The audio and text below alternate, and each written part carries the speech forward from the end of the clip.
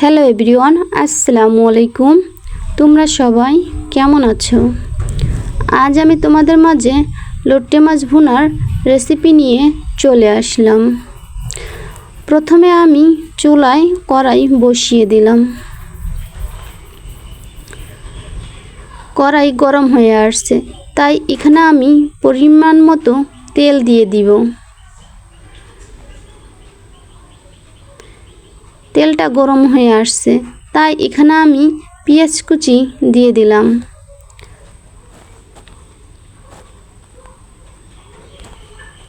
মরিচ কুচি দিয়ে দিলাম। এগুলো এখন আমি তেলে সুন্দর করে ভেজে নিব, যতক্ষণ না আমার পেঁয়াজটা বাদামি কালার হয়। এই তো দেখেন, আমার পেঁয়াজটা বাদামি কালার হয়ে আসছে, তাই এখানে আমি 1 চামচ পেঁয়াজ বাটা, 1 চামচ রসুন বাটা দিয়ে দিলাম। এগুলো আমি আবারও সুন্দর করে তেলে ভেজে নিলাম। এভাবে কিছুক্ষণ আমি সুন্দর করে ভেজে নিব। এখন এখানে আমি 1 চামচ মরিচের গুঁড়া, 1 চামচ হলুদের গুঁড়া, স্বাদ অনুযায়ী লবণ দিয়ে দিব।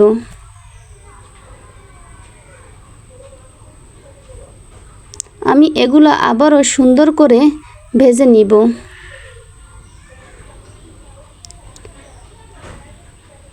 এখন এখানে আমি অল্প পরিমাণের পানি দিয়ে দিব।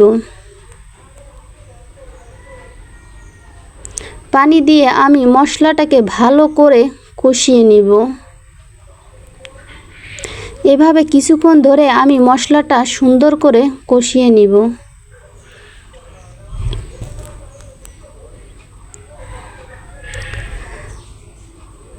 আমার মশলাটা কিন্তু সুন্দর করে কষানো হয়ে আসছে, উপরে তেল ভেসে উঠছে।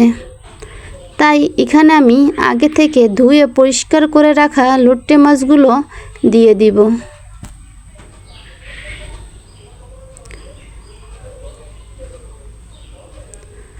সবগুলো মাছ আমি সুন্দর করে দিয়ে দিলাম। এখন এগুলো আমি সুন্দর করে নেড়ে চেড়ে মিশিয়ে নিব মশলার সাথে। এখানে আমি কিন্তু কোনো পানি অ্যাড করব না, তাই এখন আমি এখানে ঢাকনা দিয়ে ঢেকে দিব। কিছুক্ষণ এভাবে আমি ঢাকনা দিয়ে ঢেকে দিলাম। চুলার আঁচটা আমি লো করে। কিছুক্ষণ পর আমি ঢাকনাটা তুলে ফেলব।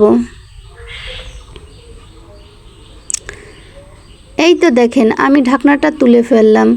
আবার আমি মাছগুলো সুন্দর করে নেড়ে চেড়ে দিলাম, যাতে আমার মাছটা কড়াইতে লেগে না যায়।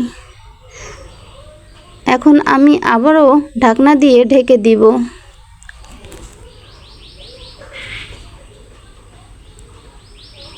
কিছুক্ষণ পর আমি ঢাকনাটা তুলে ফেললাম।